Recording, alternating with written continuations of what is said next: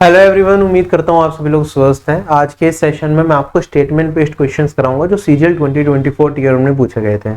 Although इस तरह के क्वेश्चंस मुश्किल नहीं होते हैं, इजी होते हैं, लेकिन अगर आप फ्री माइंड से करो तो। अगर आप हड़बड़ी में करोगे या प्रेशर में आके करोगे तो सिली मिस्टेक कर सकते हो, जिसकी वजह से आपका आंसर ना है और आपका टाइम ज्यादा चला जाए। ठीक है, तो ध्यान से देखिएगा इस तरह के सवाल अगर आपको मिलते हैं एग्जाम में तो आप इजिली कर पाएंगे। जैसे सबसे पहला सवाल है, एक अच्छा सवाल है ये। कहता है एक रूम में कुछ चेयर्स हैं और कुछ लोग हैं, तो मैं मान लेता हूं n नंबर ऑफ चेयर्स हैं और मेरे पास p नंबर ऑफ पीपल है।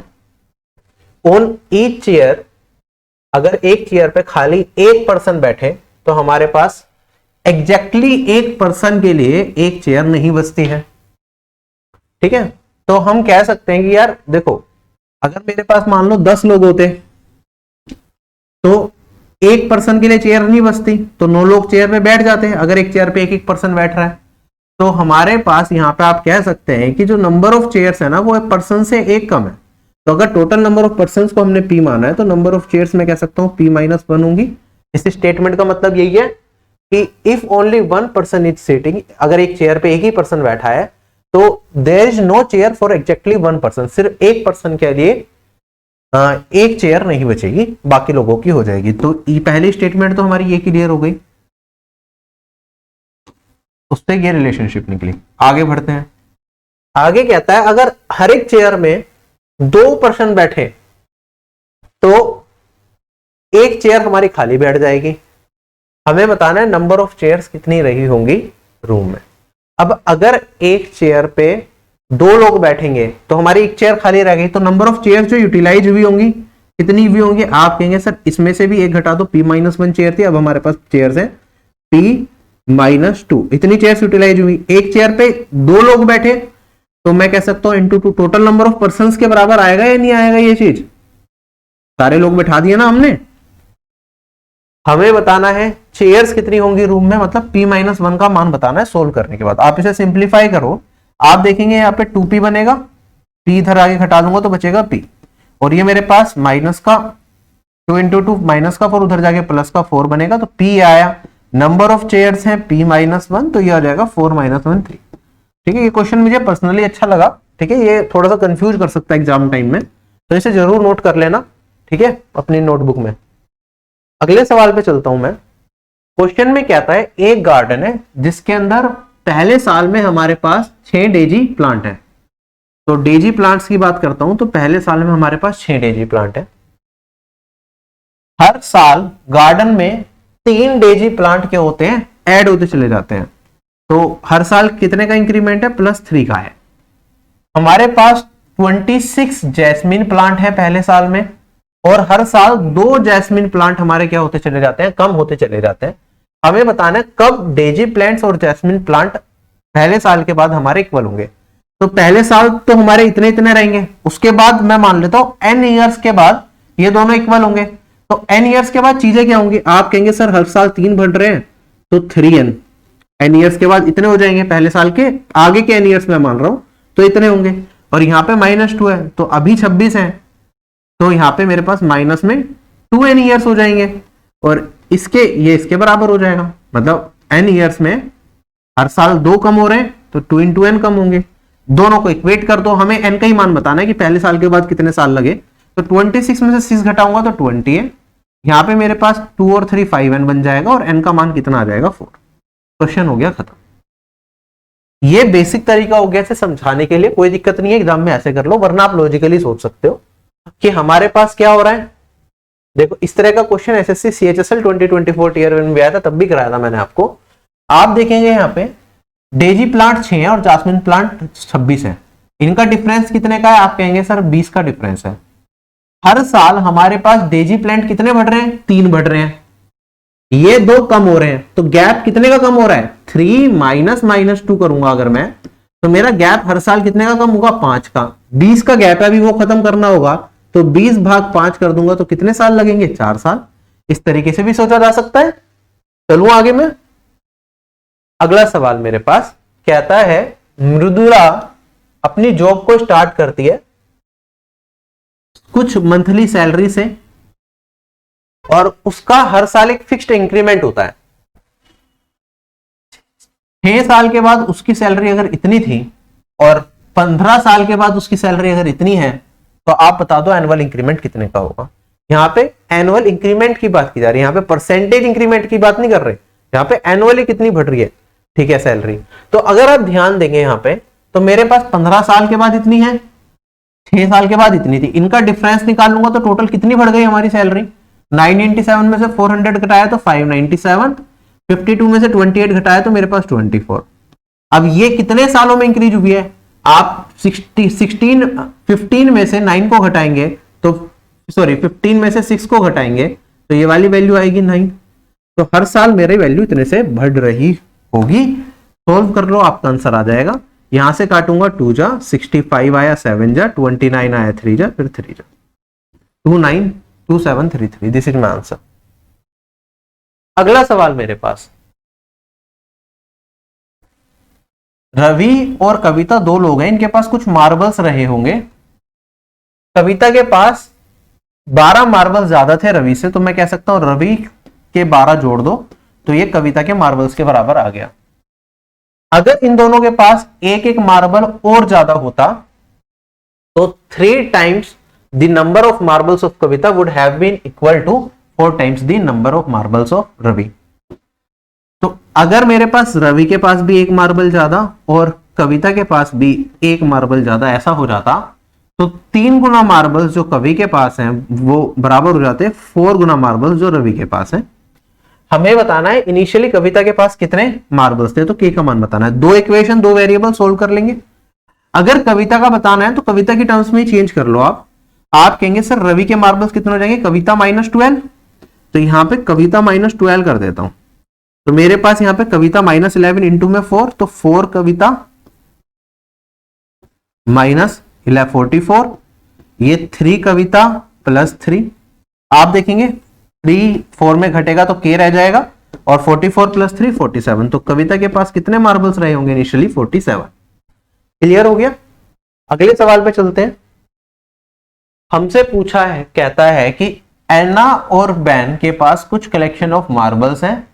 अगर एना एक मार्बल बैन को दे देती है तो एना का एक कम हो जाएगा और बैन का एक बढ़ जाएगा,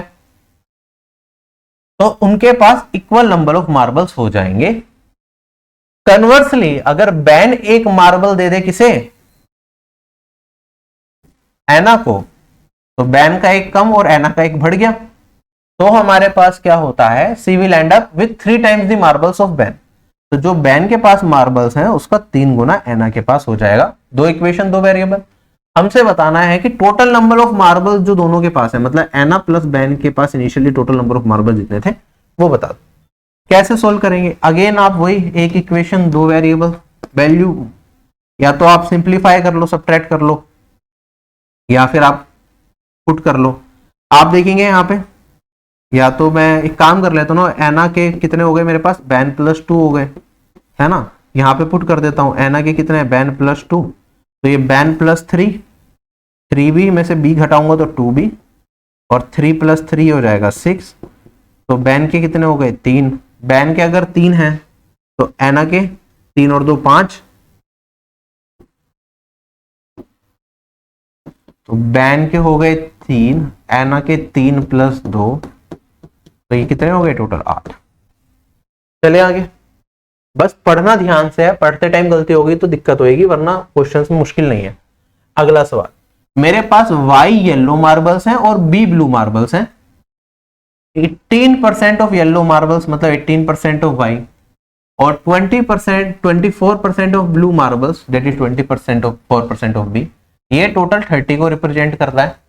आगे कहता है 3 times the number of yellow marbles exceeds 2 times of blue marbles, मतलब 3 times yellow marbles 2 times blue marble से ज्यादा है, कितने से, 200 से। तो हमें बता दो यहाँ पे y² / b² का मान क्या होगा। कैसे सोल्व करेंगे, आप कहेंगे सर देखो यहाँ पे मेरे पास 6% कॉमन आ रहा है ऊपर वाले में, तो डिवाइडेड बाय 6% कर दूं, इन दोनों में 6% और इधर भी 6%, तो चीजें थोड़ी सी सिंप्लीफाई हो जाएंगी मेरे लिए। यहाँ पे बचेगा 3y, यहाँ पे बचेगा मेरे पास 4b, और ये किसके बराबर, 6 से काटूंगा तो 5 जा, और परसेंट है तो ऊपर जाके 2 जीरो लग जाएंगे तो ये हो जाएगा 500। ठीक है, अब अगर मुझे b का मान निकालना है तो y को एलिमिनेट कर देंगे, ऊपर वाली इक्वेशन में से नीचे वाली को घटा दो, तो मेरे पास 6b ये बराबर हो जाएगा 300 और b का मान आ गया 50। अगर b 50 है तो ये 200 इसमें से घटाऊंगा तो बचेगा 300, 3y तो y आ जाएगा मेरे पास 100। अगर y 100 ये 200 तो y बाय b अगर मैं निकालूं तो 100 बाय 50 तो 2 आ जाएगा और इसका स्क्वायर कर दूंगा तो 4 रेशियो। ठीक है, this was all statement based questions. I hope ये सेशन आप सभी लोगों को अच्छे से समझ में आ गया होगा। अपनी तैयारी अच्छे तरह से कंटिन्यू रखिए और कोई भी दिक्कत आपकी तैयारी में नहीं होनी चाहिए। बाकी कोई भी दिक्कत है तो आप हमें बताइए कि सर यहाँ दिक्कत आ रही है, उसके रिलेटेड वीडियो लेके आओ, जरूर मैं प्रोवाइड करूंगा। अगर आपने कोर्स ले रखा है तो उसके अंदर तो सारी वीडियोस ऑलरेडी अवेलेबल है, हर तरह के क्वेश्चंस ऑलरेडी करा रखे हैं, तो एग्जाम में एक भी सवाल आपको ऐसा मिलना नहीं है जो क्लास में ना करवाया पाओ। अगर आप एसएससी सीजीएल 2025 को टारगेट कर रहे हैं तो आरबी एप्लीकेशन पे एक ऑफिसर बैच मिलेगा आपको, जिसके अंदर सभी सब्जेक्ट्स की सारी क्लासेस रिकॉर्डेड फॉर्मेट में आपको मिलेंगी, जो टाइम टू टाइम हम अपडेट करते रहते हैं जैसे जैसे रिक्वायरमेंट होती है। जैसे अभी सीजीएल 2024 का एग्जाम हुआ तो उसके बेस्ट क्वेश्चंस उसके अंदर ऐड कर दिए गए हैं।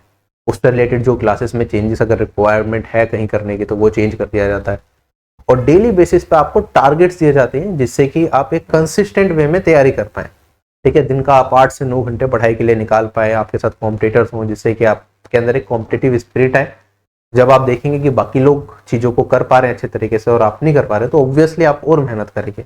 वरना होता क्या है ना, रैंडम तरीके से लगता है 6-8 महीने हैं हमारे पास तो एग्जाम में इतने में तो हो जाएगा, लेकिन रियलिटी ये है कि 8 महीने तो तैयारी करते टाइम ऐसे निकल जाएंगे, आपको पता भी नहीं चलेगा। अगर दिन का 8-8, 9-9 घंटे पढ़ोगे 8 महीने तक, तब जाके एक अच्छी पकड़ आपकी सब्जेक्ट्स पे बनेगी और तब जाके आप टॉप रैंक तक पहुंच पाओगे।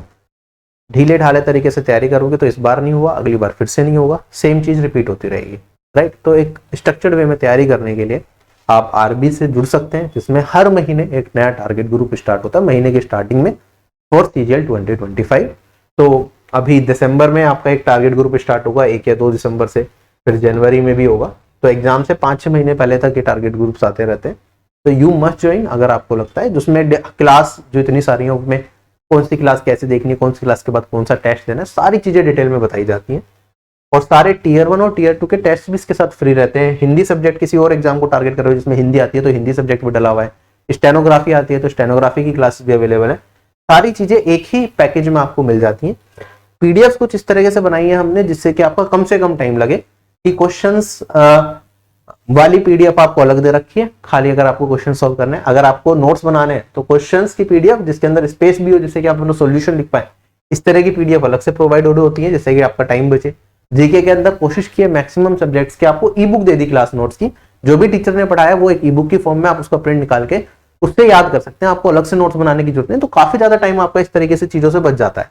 ठीक है, बाकी आपको लगता है इंडिविजुअल सब्जेक्ट्स के लिए मुझे हेल्प की नीड है, आपको मैथ्स डिटेल में पढ़ना है, तो आप द्रोणाचार्य बैच ले सकते हैं जिसमें मैथ्स और रीजनिंग की सारी क्लासेस और टीयर 1 के मॉक्स मिल जाएंगे आपको। ठीक है, ऑफिसर बैच में टीयर 1 प्लस टीयर 2 सारे मॉक्स होते हैं और सारे सब्जेक्ट की सारी क्लासेस होती हैं।